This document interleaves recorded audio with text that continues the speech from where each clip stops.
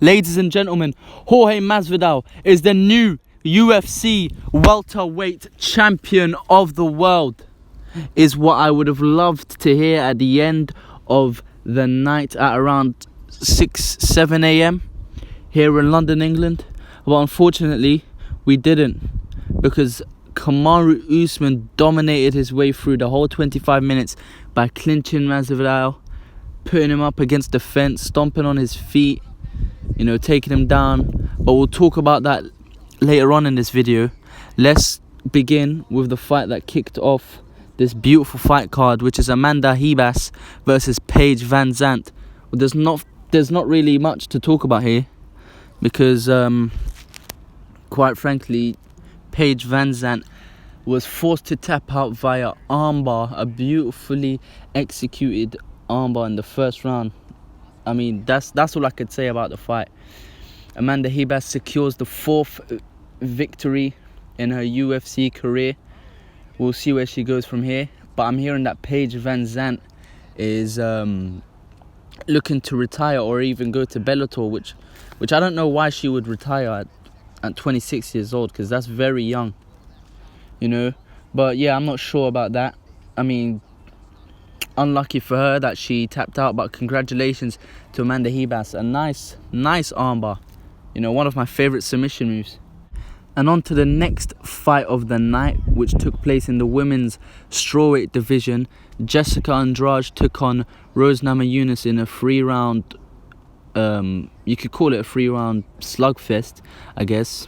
Mainly because of the last couple of minutes of the last round, where Jessica Andrade, in my opinion, was landing the bigger, heavier, more devastating shots. And you could tell by the bruising that Rose had on her face after the fight.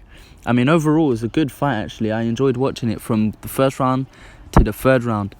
I wanted Rose to win, and she did win. But honestly, I thought the judges should have given it to Jessica Andrade, mainly because of how dominant she ended the 3rd round.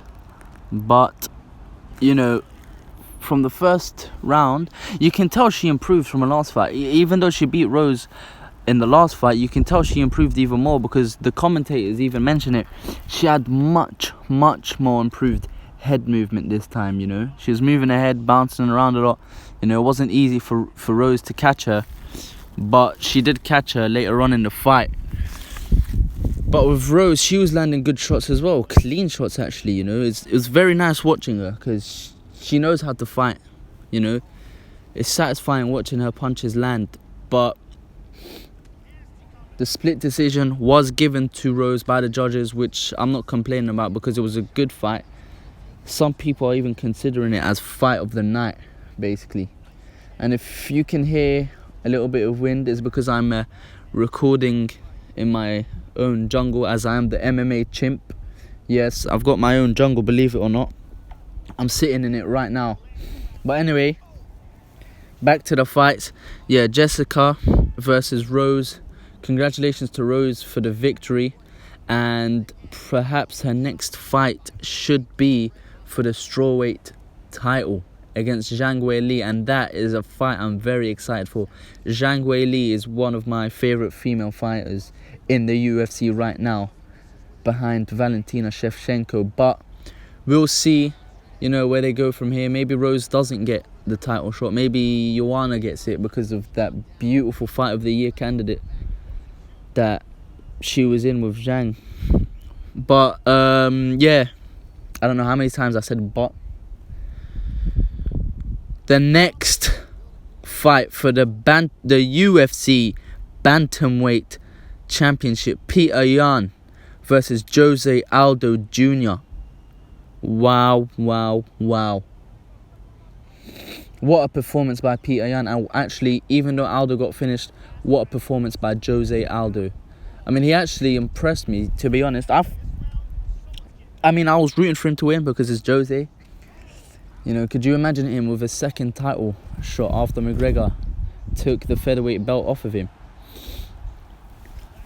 Yeah, but the first round is quite even until the last few seconds, where Aldo went for a takedown and Peter Yan stuffed it, you know, as he should. He stuffed the takedown, and as he was laying on his ground and pound, I think he hurt Aldo's body. He hit him with a body shot, and Aldo was wincing in pain, and he almost got finished. Let's just be honest, he almost got finished that very first round. But after that, I feel like Aldo took the second round. I feel like Aldo took the second round with his leg kicks. I mean, I can't remember which round it was, but one of the leg kicks dropped Peter Yan. It might have been the first. I'm not sure, but yeah, Aldo took the second round. The third round's quite even between the two. However, the fourth round is where Peter Yan started to pick up. Peter Yan's, you know, you could say his youth came out on top of Aldo, you know, the elder, more experienced fighter. Came out, he was being a little bit more aggressive. That's when we saw Aldo, you know, slow down a bit. His cardio wasn't up to par with Peter Yan's, and then that fifth round. When they got to that fifth round, Peter Yan had it all from there. He dropped him. You know, he was laying that heavy ground and pound, and I was impressed by that ground and pound, to be honest. It was quite disturbing to watch though. Aldo's blood all over the place. You know, getting his head pounded into that canvas.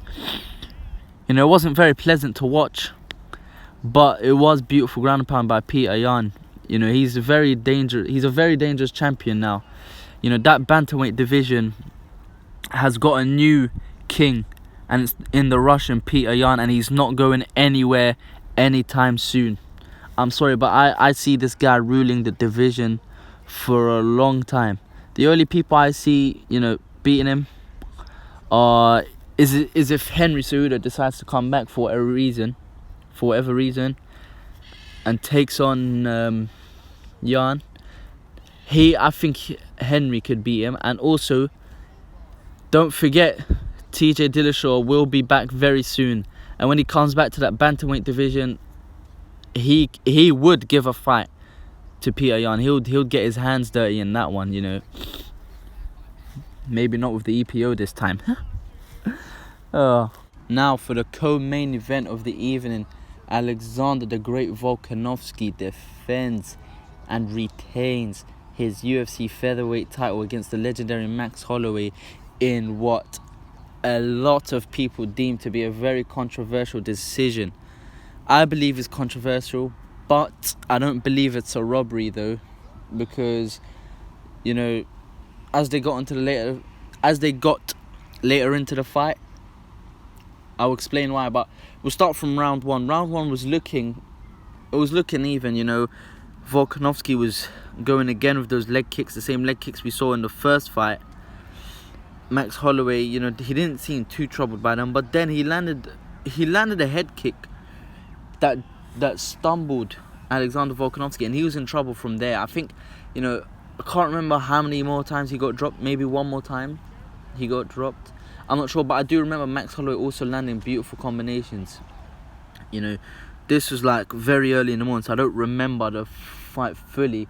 But I do remember when Max Holloway dropped Volkanovski with a head kick, it looked like he was going downhill from there. He started landing more beautiful shots, and I believe he dropped him again. I'm not sure. You can correct me down in the comments below.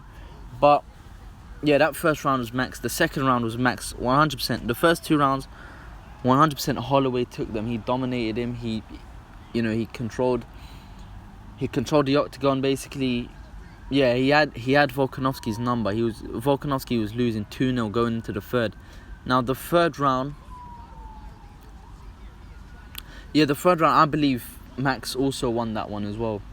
You know, it was a much closer round, but Max Holloway did pull it off. You know, so going into the fourth, it was 3 rounds. You know, Max Holloway had to deal with the huge leg kicks from round 1 all the way through to 5. But he dominated the first 3 rounds. You know, as we said, the head kicks, the multiple combinations. He dropped him more than once, I believe.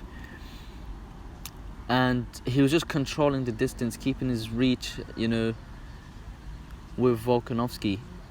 But coming into the 4th and 5th round, where Volkanovski was going for more takedowns, he was being more aggressive than he was in the previous 3 rounds, which I don't know why he didn't fight like that from the first round. But I'm not a fighter, I'm just a chimpanzee in my jungle. Yeah, but you know, the fourth and fifth, Volkanovski, I believe he won those. He picked up the pace. He took down Max. He didn't really do that much with the takedowns. You know, he kept him down for like a tiny bit. It really didn't even do anything. But that's why I think Volkanovski won. Simply because of the late takedowns and him being more aggressive. And let's be honest, the later rounds are usually more remembered, more memorable than the first couple of rounds, because it's just fresher in our minds. So that's probably what the judges went off of. Honestly, I thought they were going to give it to Max, but I really had a feeling that Volkanovski was still going to earn the decision here over Max Holloway. But, you know, people are calling it a robbery, which I don't blame them, because Max did dominate most of the fight and he should have won. Was it a robbery? No, because it was a very close fight. That's not a robbery. A robbery is when someone dominates another man, and the guy that was dominated throughout the whole fight gets the decision. That's what I believe a robbery is. But, you know, it's a close fight. Max Holloway should have won it. But the judges, you know, they're very dodgy nowadays. They gave it to Volkanovski. And I think, you know, that last takedown, I think Max Holloway was going for a little takedown. Volkanovski managed to just drop on top of him, which is probably why the judges gave it to Volkanovski. Now, what's next for Max? I don't know, don't ask me, I ain't Dana White. Nah, I'm joking. What's next for Max Holloway? I don't see him getting a title shot as long as Volkanovski's the champion. Volkanovski would have to lose his belt for Max to get another title shot, because you can't lose to a man twice in a row and get the third title shot. You know, it's just how it is. And now for the anticipated main event of the evening, Kamaru Usman versus Jorge Masvidal. What a week it has been for both men. But as I said in the beginning, I would have loved for Masvidal to pick up the victory, but unfortunately Kamaru Usman was just too good for him. I mean, coming into the first round, you know, the way Masvidal handled himself, I was impressed. You know, although he got taken down, he got up quite quickly. He had great takedown defense, you know, up until like the last couple of rounds where he kind of gassed out. But in that first round, Masvidal 100% took it home. I mean, he stopped a couple of his takedowns. The one takedown Usman did get in, he got back up. He was out striking Usman for that first round, you know. So first round goes to Masvidal 100%. But from second round to the third, to the fourth, to the fifth was all Usman the whole way. I mean, that guy, he was just clinching him. I mean, it wasn't the most fun way to win. It wasn't the most, you know, exciting way to win. But let's be honest, he had to get the job done. I mean, he's not there to make it fun. He's there to win and keep his belt. I mean, was it a fun fight to watch? No. Was it an effective way to keep your title? Of course. You know, he had to do what he had to do. He couldn't just stand there and just trade with Masvidal. No, he just can't do that. I mean, what he ultimately did to get the victory, you know, as we said, clinched him up in the cage, used his great jab, the foot stomps, the takedowns, overall the cardio, his dominant wrestling is what won him the fight, which, let's be honest, many people were expecting that result. But, you know, what's next for both?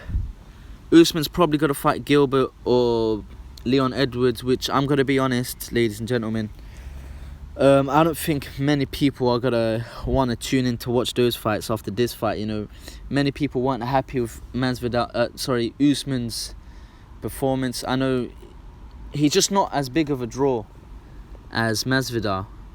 And for him to fight Gilbert and Leon Edwards, they're great fights, don't get me wrong, but I doubt people will want to tune in to those, and I doubt that fight will even main event a card, maybe co-main event. And what's next for Masvidal? I mean, he said he's disappointed in himself. He said he wants to get back in the octagon and get a couple of wins. What's next for him? Probably, let's be honest, he should fight Colby Covington.